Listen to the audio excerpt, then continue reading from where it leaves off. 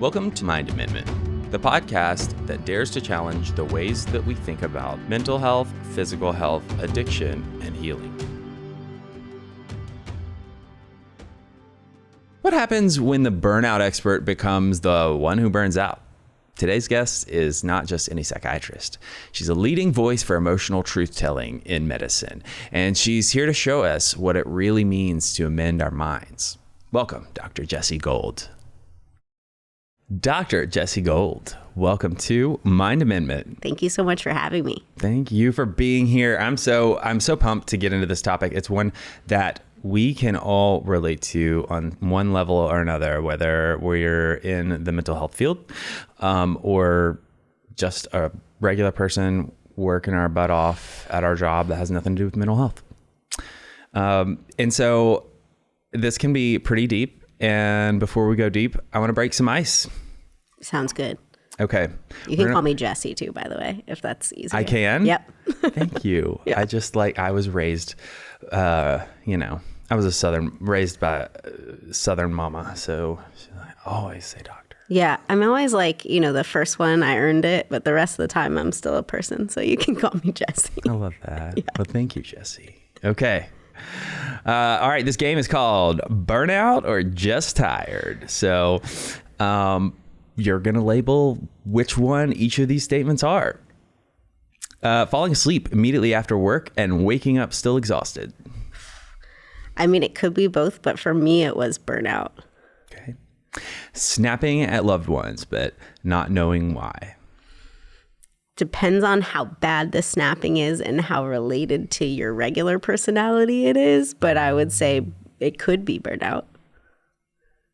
Fantasizing about quitting your job every week. That's definitely burnout. Feeling numb during a therapy session with a client. That's a hard one because I think we feel numb for a lot of reasons. And sometimes it's like we have a lot of emotions and then it just becomes no emotions. So I would be neutral on what that actually was. It could be burnout, but you could be numb for like so many reasons. I consider numbness to be its own emotion. I don't know if you do, but that's kind of how I feel. I've never heard that before, but that makes a lot of sense. Yeah, because I think we kind of like blow past it and just say like, oh, I don't feel anything. Mm-hmm. And not feeling anything is also feeling something. Yeah, because there's a narrative and a message that we receive along with that. Mm-hmm. How do you find a feeling? How do you define a feeling? Mm-hmm. That's food for thought. What I hear, already in your answers with this and the messaging that I'm getting is that, and where my head goes, is that burnout is a sneaky little bitch. And is it a fine line or is it a very blurred line between being tired and burnout? I think it's probably blurry. I mean, there's a formal definition of burnout, but I don't know that everyone's looks exactly like that, right? So like the formal definition is a mix of sort of 3 clusters of symptoms. And the first one's emotional exhaustion, which can feel like numbness. So that could be numbness, but it also could just be like you're spent at the end of the day. And so then that looks like physical exhaustion. The second one, depends on who you ask, is either cynicism or depersonalization. Cynicism being like anger, like you're kind of saying snapping at people or like your colleagues or your patients or your coworkers in ways you don't really know why. And then depersonalization for someone in mental health makes a lot more sense than maybe to everybody, but it's like you are kind of going through the motions of your day and not as connected or empathetic, and maybe you're like really good as a clinician because people like feel like so connected to you and you ask them about their lives, but then when you are starting to get burnt out, you're more like, what are your symptoms? Let's get this over with. Like, I'm just here to do this. And then the third is like a reduced sense of personal accomplishment. So you like feel like you're doing less, or someone said you're doing less. It depends on where it's coming from. I think all of those things, like if you ask like anybody in a workplace, like they've felt at any one point. And there's not like, burnout doesn't have the same sort of diagnostic, it's been this many weeks or this long a time to know that, oh, no, now I need to be concerned. But I think it has a lot of that where you can go, oh, I just have a hard job. And of course I'm emotionally exhausted. Or I just have a hard job. Of course I'm like not getting as much done as like, because people keep giving me more to do or whatever it is. And so I think we rationalize a lot of the symptoms of burnout a lot of the time. And so in doing that, it probably gets quite bad before you even start to say like, maybe that's not how I'm supposed to feel at work. If you're lucky. Yeah. If you're so lucky. Many of us have to start experiencing consequences that scream at us rather than having internal insight where we start to assess the fallout. 100%. Oh my gosh. Follow up to that. What's one red flag of burnout that professionals mislabel as just having a rough day?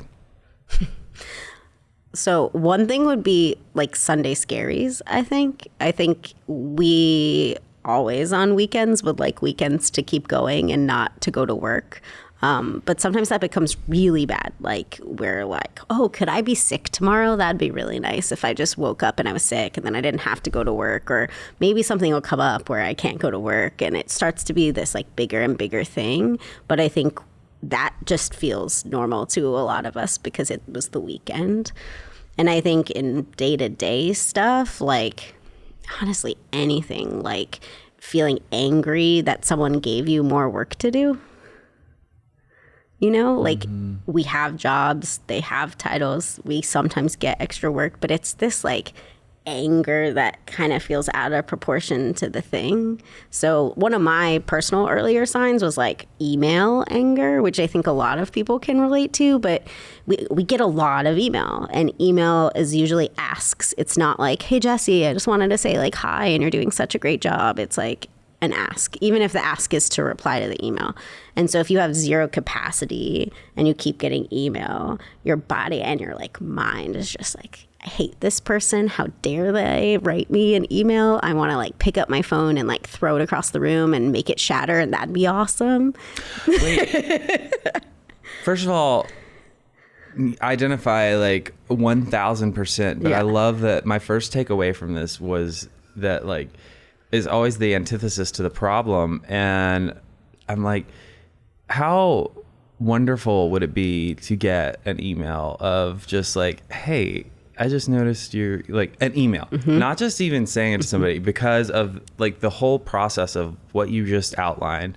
Emails are always an ask for you to do something. And so, yeah, it means a lot when somebody says something one-on-one, but taking the time to send somebody an email to recognize either their good work or just say how much you appreciate them in a professional setting, I'm going to try and remember that, because that's like, I think that I believe in the full circle of not give to get, but like even just giving, it makes, you know.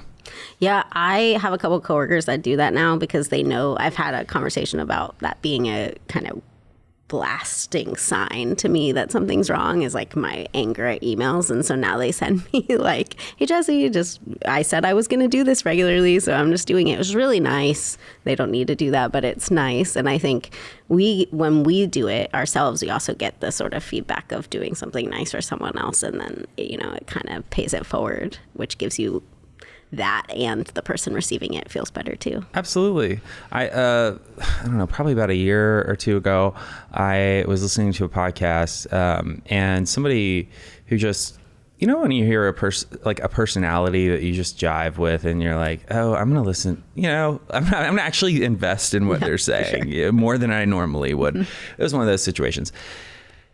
And this guy was talking about how it resonated with me because I'm such an extrovert and I love people.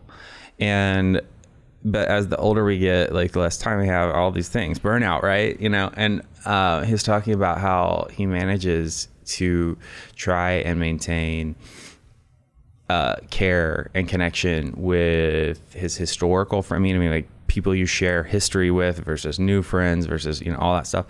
And he said, I set a day of the week that I have a calendar reminder that's an hour, and I go back and I look at who in my like list of friends I have either talked to or not talked to in so long, and I'll send a text just to say, hey, thinking about you, or maybe look at like what the last thing we talked about was and say, hey, how is that, whatever, you know. And I haven't been great at it, but I've been doing it somewhat for about a year now, and it's been so meaningful to me. But I never thought about bringing that into the professional environment. And so thank you for saying that. Of course. I love it. Okay, so moving on, you write in your book, maybe this is how change happens. What was the moment you realized burnout was no longer a research interest, but your absolute reality? I wish I would have noticed sooner. I'll tell you that. Because a lot of what I do is patient care, and I don't actually want what I'm doing or what I'm feeling to impact someone else in that way. But the example I give, which is sort of like if we do have burnout rock bottom, would be mine. I had a patient that I reintroduced myself to, meaning I just kind of launched right into the intro again and was like, hi, I'm Dr. Gold. Like, this is what a psychiatry appointment is like, etc. And the patient was like, I met you already. And for me, there's a lot of things that had to go wrong for that to happen, including I didn't have any time to look at the chart before the person came. Like, I'm not going to read everything I wrote or anything, but I always like have time and am functional enough to like look and say like, okay, when did I see that person or why were they referred or anything? But to not have that at all means I was like not on top of my stuff. Like I was like just rushing, trying to get stuff done, didn't look, didn't even want to take the time to look, didn't remember the person, which can happen where we see a lot of people, you know, but that's very weird for me because that's not something I would want to do to someone ever. And, you know, I've talked to other doctor friends who know that story and they've been like, I don't remember anyone I see. And I'm like, well, I'm a psychiatrist. So part of them trusting me or feeling like I heard them, respected them, listened to them is remembering them, right? So if you told me something you've never told anyone else and I reintroduced myself to you, that feels horrible. It's not like I cut off the wrong leg, but it's in our profession, like close in how you make people feel and how I felt about it. Like, and for me to feel bad enough or to know something was off enough that I was impacting patients was a huge thing for me. You know, my patients all the time, I see a lot of healthcare workers and they say like, oh, I didn't hurt anyone yet when they come in my office, which is probably like the worst thing you've ever heard. Because if you said that to a patient, they'd be like, I hope that they come before they hurt people.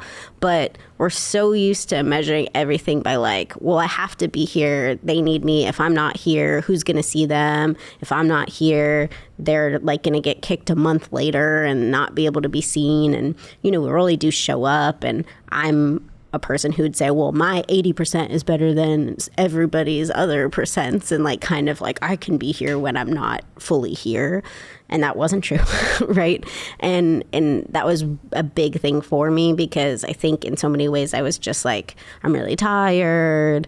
It's okay. I have to be here. Who else is going to do this? And then when it actually like crossed over to a point where a patient pointed it out in a way to me, I was like, oh, that's not good. And, you know, being a person who is an expert in burnout who didn't label their own burnout has its own problems to it, I think.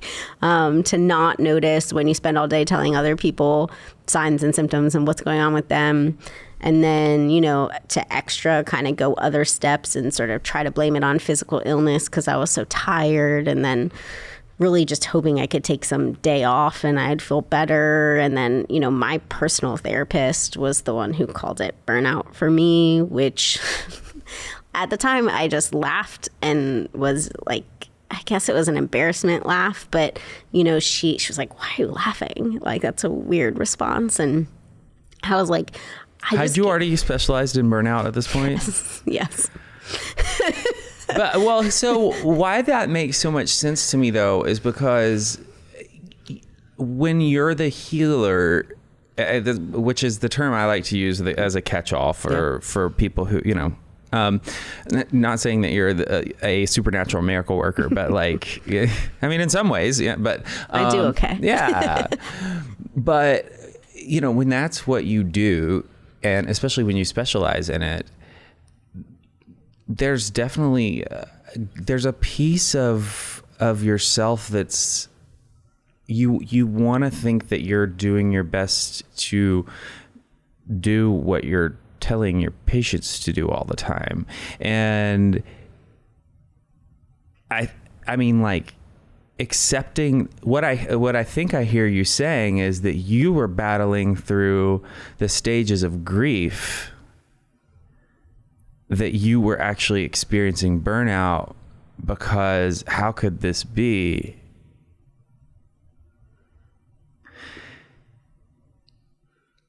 And I think sometimes, even in mental health, like, we still are aghast at like how many things we actually grieve when we're like, but this is our job. Like, what? I'm not going through the 5 stages of grief? 6, 5?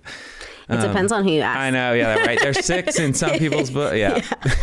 Exactly. But the correct number is 5. Okay. Oh God. What a great, I mean, like, I again, I was explaining to you before we started this, I'm a Pollyanna, glass half full. If for any other reason, you know, that this was a wonderful analogy for you to be able to go on and tell this story and let it impact others, it wasn't for nothing.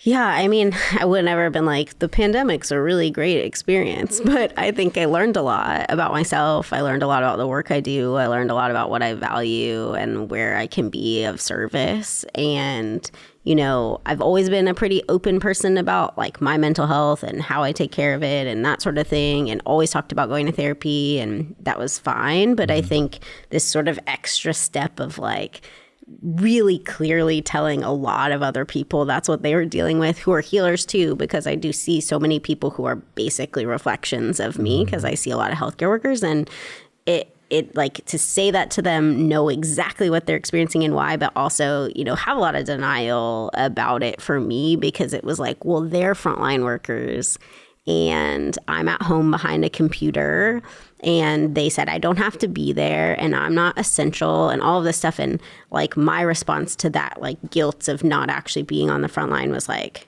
oh, I can just do more. Like, if I just do more, I'll make up for the fact that like, that's not what I'm able to do. And I don't like feeling guilty. And so when I have big feelings, I try to do things to not have big feelings, and overwork is a big one. And I think I didn't even notice that I was using it as like a crutch or a coping skill. I suppose it's a horrible coping skill, but to sort of dive into work where I get meaning and sort of let that be the thing and think that it's healthy, because the thing about work is when you dive into it and you do more, you tend to get good feedback for that.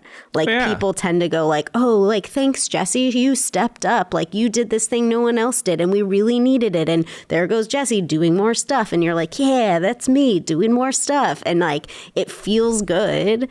And you're also helping people until you're not. And I think work is kind of this weird feedback loop in that sense, because like, you can kind of like maintain this like above 100% to do what you need to do for certain time periods, especially in our workplaces in America, especially getting like good feedback for being that person who takes on everything. But it only works for so long. And that part I maybe was just not as like aware of in my own sort of coping life, everything. Makes sense. So many of this, I'm going to try and keep my relation to, because like I constantly want to mirror like my own experience in what you're talking about, but you have so, I want to get to your experience and your story about this. So I'm going to try and censor myself. So many of our clinician listeners wrestle with the guilt around taking breaks. How do we shift from martyrdom to sustainable service? we have guilt around taking breaks. We have guilt around taking lunch. I mean, I do notes over lunch almost all the time when I'm seeing patients, because when else am I going to do that? And I don't want to go home at 8 p.m. and that's the only way to do it.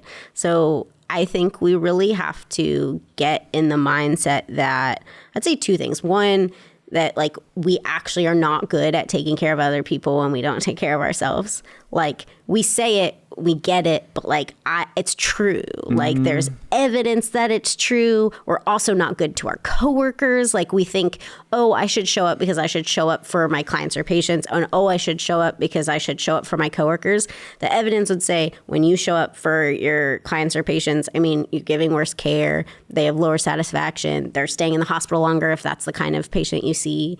So we make more errors, right? Yeah. Like that's not helping, but we think we're helping. And then for coworkers, like it's contagious. So like if you're cynical or you're not doing work, they're gonna not feel good either. And like they're more likely to be burnt out if you're burnt out. So like we think we're showing up for these other people because we have to show up for these other people, but we're actually making it much worse for those other people and ourselves. And so I think we have to go like, this feels like it's not the right thing to do because we're kind of told it's not the right thing to do, but we have to do it because I'm not a good clinician or I'm not a good colleague if I don't. And then I think what we have to also recognize is like how you cope or what you choose to do doesn't need to be this like huge thing. Like it'd be great if all of us could go on like a marathon runner. Like I have a friend who I swear has the most hobbies of anyone I've ever met. And like she goes birding and she does triathlon. And I'm so jealous that that's what she like even has hobbies to do. But most of us, it has to be something small, like saying thank you, like finding meaning and purpose in our day, like taking a little break, because if you stare at a screen for hours and hours and hours, you're going to get less done ultimately, right? And so like we have to say there are small ways to cope, and that matters too. Like you don't have to whip out a yoga mat and go to yoga like every day. You just need little practices, and they do make a big difference. But I hear so often from people like, oh, I don't have time to If you cope. had to pick one practice. Oh, that works for me? Or just that I would recommend? If you had to pick one, throw all the rest away, and it was going to be your survival, what would it be? It's a good question. So the evidence on burnout, I always say the main things are meaning, purpose, and social support. Like if that's the only thing you take out of anything I say, like meaning, purpose, social support. I'm a big social support person, and it's often a thing to go quickly because you say like, I don't have capacity for people. Like I was around people all day, I saw patients all day, like no. But I in those circumstances, I have to be like, things that I like to do give me back energy, even if they're another task. So that's really important. Meaning and purpose feels very like woo-woo and like philosophical, but it's like you do these things for a reason, and it's really easy to lose it in the context of like paperwork and like working late hours and being underappreciated and undervalued and all these things that come with work. And so you have to find ways to remind yourself of like what that looks like. And for me, I have a box of like nice things patients have told me, or like a colleague wrote me, or I gave a talk and someone said something, and I print it out and it all goes in there. And if I'm having a day, I like go read something from there, and I'm like, Are they like cut out strips of paper and you just like draw one out of the box? Kind of, yeah. Yeah, kind of. Or if like someone wrote me a card, the whole card's in there, you know? But it, for me, it's like, a lot of that stuff is virtual and digital now, but it's not helpful to like search my email inbox for a nice thing, right? And you could put it in a physical place where you can go and be like, I'm actually good at my job. Like, I actually do this for a reason. I've actually helped people. Because sometimes you just like forget, you know? Yes, but I've never heard, I mean, like, that's amazing. I'm gonna, first of all, I'm gonna challenge you. I like to leave each one of these parts with a challenge, but I've got 2 more questions before we close out. I'm gonna go ahead and say it because I'll forget otherwise. But that's your challenge between this episode and next, is to create a space or a box where you're gonna start collecting physical. If somebody says it, write it down on a piece of paper and put it in this box and start collecting those. That is such a great piece of advice. Thanks. It's really helped me. Sharing that. Yeah, I mean, it's really helped me, and I actually just started doing it because psychiatrists don't tend to get a lot of like patient things. Like, I don't know if it's a boundary thing and people feel like they can't tell you or what it is, but anytime I was like, oh, this is the only card I've ever gotten, so I would get really excited to have like one card, and so I was like, oh, I should start like paying more attention. And you're right, like, people say stuff to you during the day that you blow off because our brains are evolutionarily designed to remember like the mistake, right? So if you ate a poison berry, you don't eat the poison berry again. And then if you're also a perfectionist, you're like, oh no, I should never eat a poison berry. I'm a horrible person, right? So we are going to remember that much more strongly than we're going to remember like that person said I was really good at my job, or like my boss gave me really positive feedback, or whatever it is. So like we have to force our brains to remember that stuff. And if you have to write it down to do it, or you have to write it down at the end of the day, if you have to like share it with a friend at the end of the day and say like, I had some good stuff today too, I think it's really important. And people get really worried that it's toxic positivity, but it's kind of like forcing your brain to be more balanced.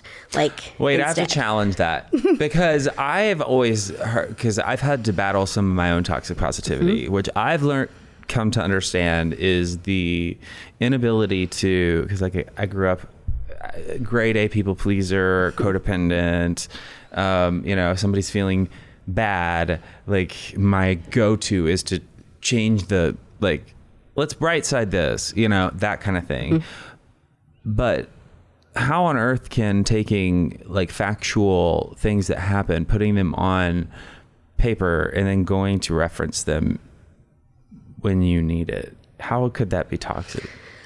I think because people think that somehow in doing that, you're ignoring that there was anything challenging in your day. Like if you spend the time at the end of the day to be like, here are the good things that happened, I'm gonna write down the 3 good things, that somehow that means you're ignoring that anything challenging happened, and therefore it's just positive and positive and positive. But it's not what it is. Like really what it is it's going like your brain is really wanting to point out that bad thing. Like it'd be really good if you also knew there was good. And that's more of like, to use like a mental health term, a dialectic, as opposed to like a one-sided thing. But we don't see it that way because we have to force ourselves so much to remember the good that it feels like we're like over like leaning that way, which is why I think people think it's toxic positivity. My memory is so freaking bad, but if you would like me to reference page 456 on line 3 of the ways I've screwed up in the last 3 months, I can pull it up in a heart. You know what I mean? Like I don't need an well, it's like the same thing about like a negative comment or like review or whatever, right? Like you're not going to remember, like it's very hard for our brains to go like, well, that person liked it, but like these people didn't. That's what I'm saying. It's like, I don't need an inventory. I don't need to balance it out with an inventory of like the things that I did wrong. Like, take ownership of the stuff that we did. I'm not saying lack of ownership, but like, I'm on board with what you're saying of the like, let's do some tactile focus on, yeah. Okay. Moving on along. It's not toxic. We're throwing that off the table. This podcast is brought to you by Promises Behavioral Health. If you or a loved one are struggling with trauma, addiction, or mental health, we are ready to answer your questions and help you take that next step. Call our admissions center at 888-648-4098 or visit us online at www.promises.com. Our team is ready and waiting to answer the call for help. In your book, you talk about the culture of silence in medicine.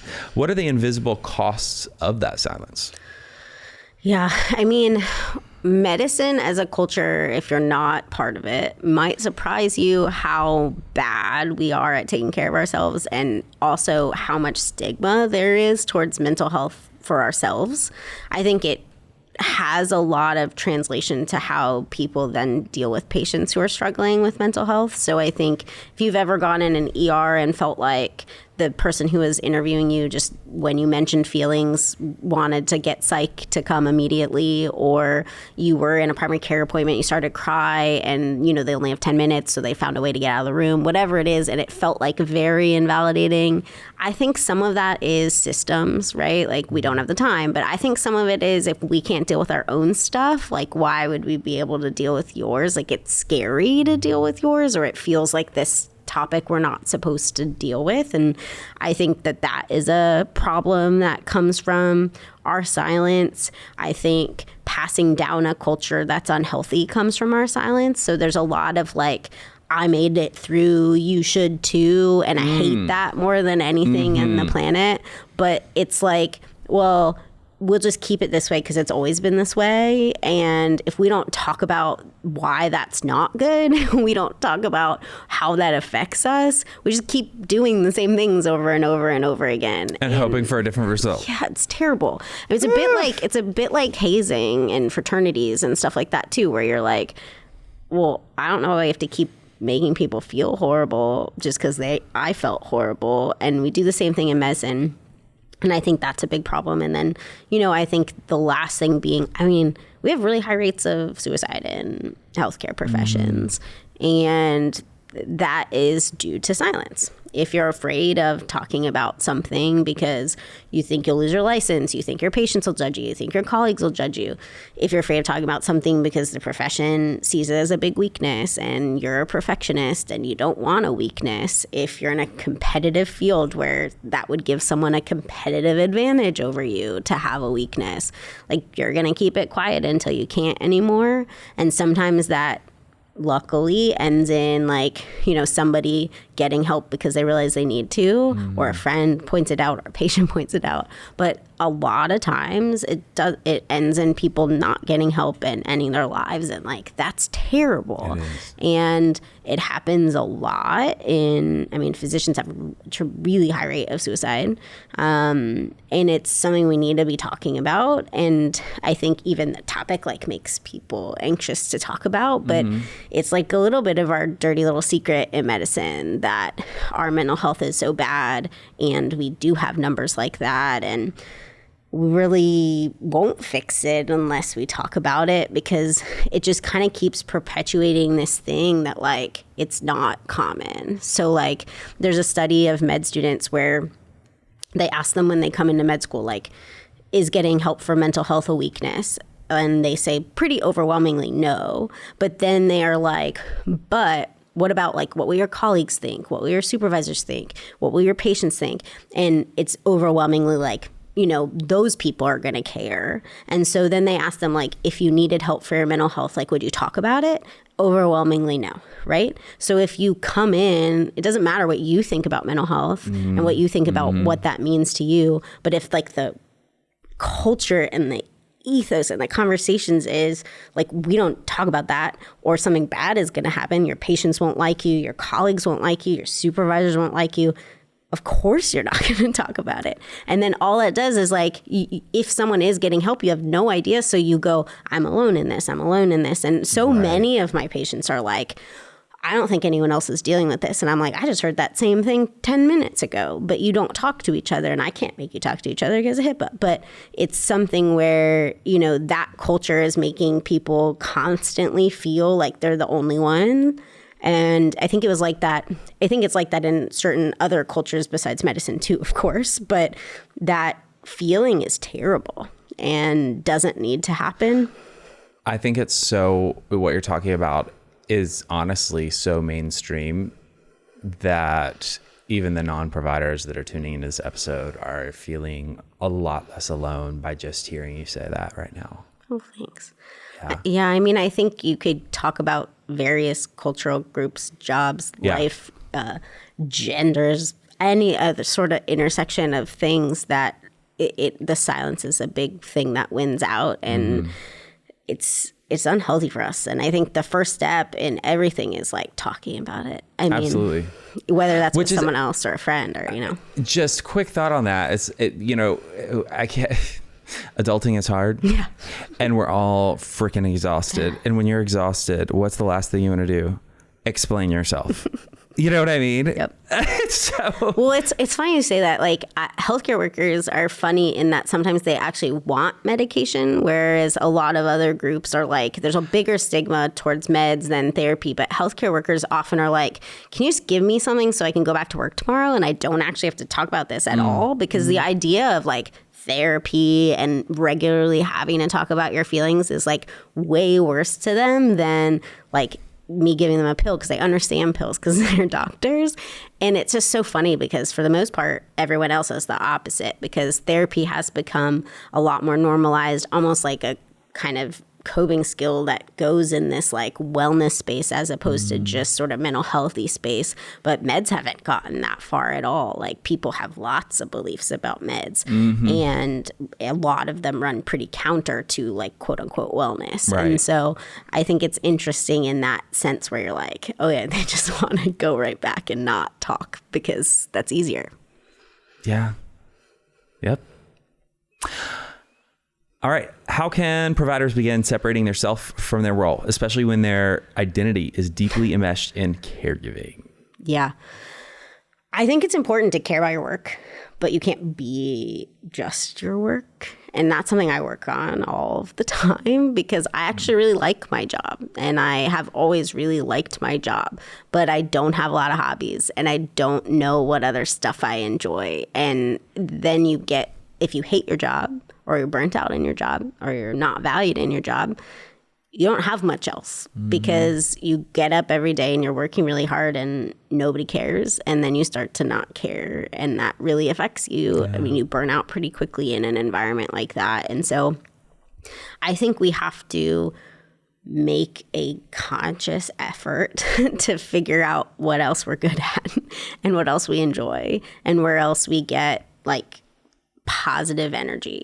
I think we make the mistake a lot of times of like just when we're trying to balance things and say no, like saying no kind of blindly just to a task because it's another task. But a lot of times the tasks we're quick to dismiss are like the fun things or the things that like would make us more human.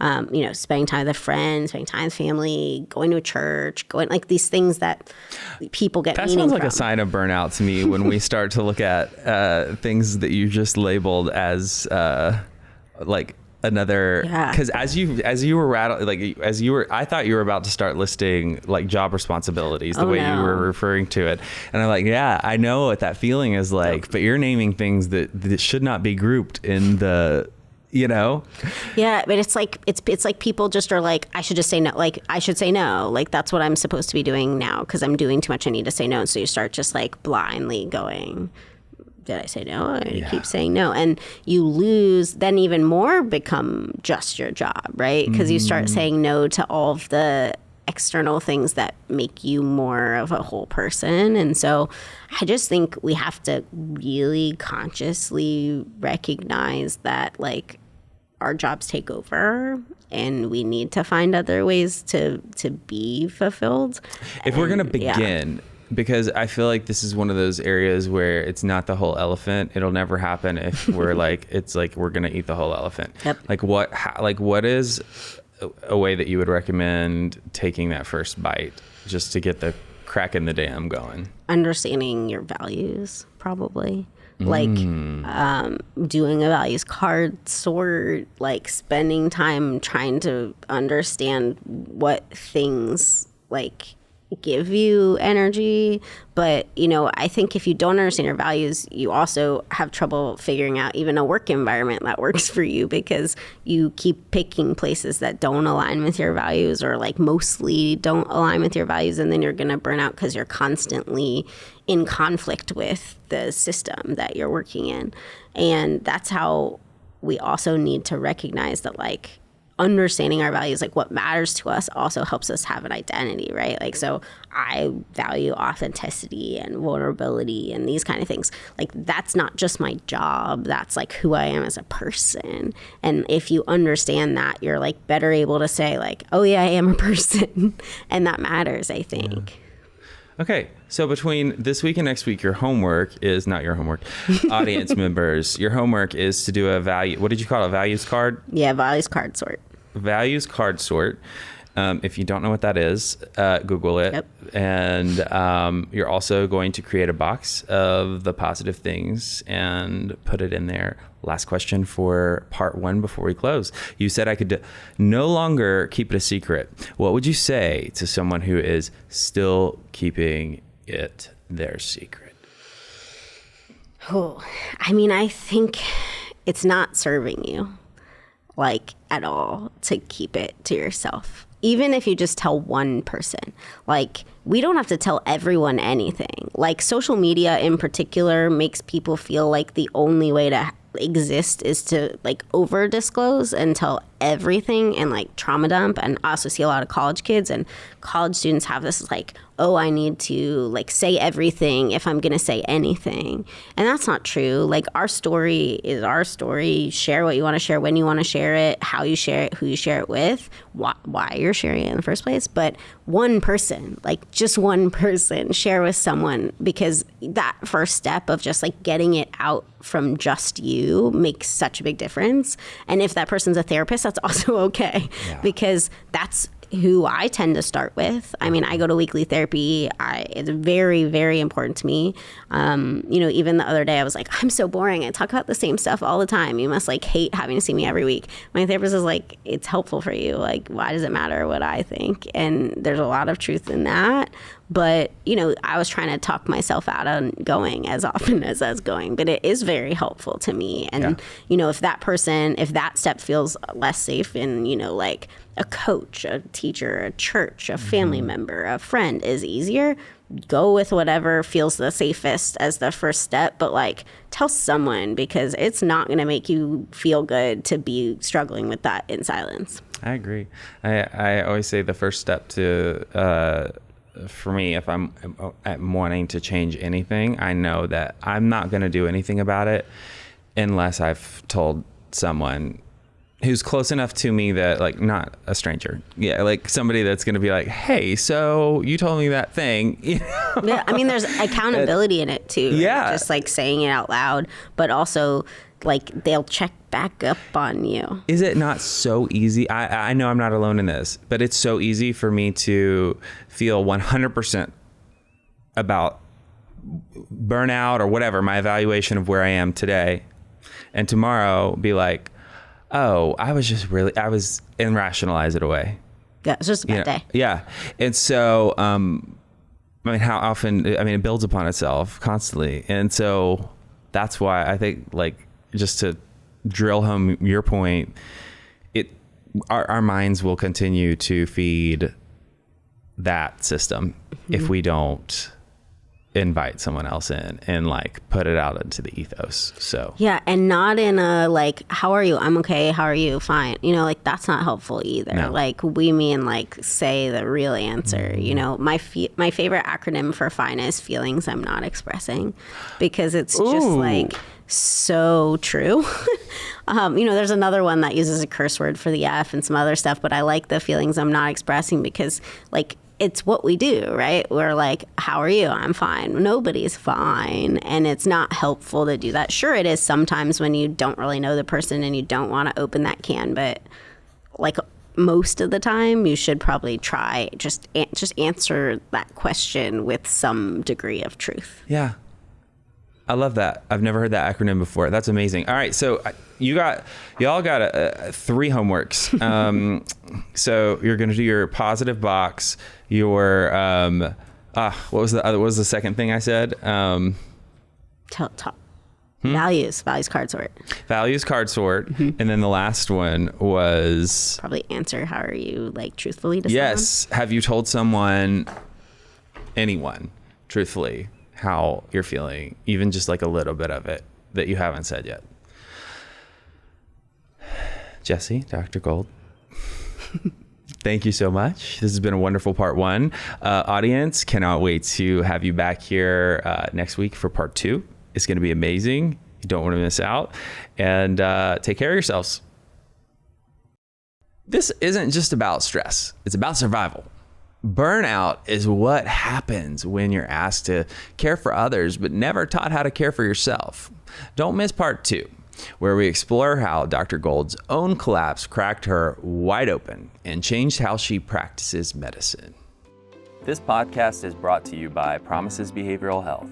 If you or a loved one are struggling with trauma, addiction, or mental health, we are ready to answer your questions and help you take that next step.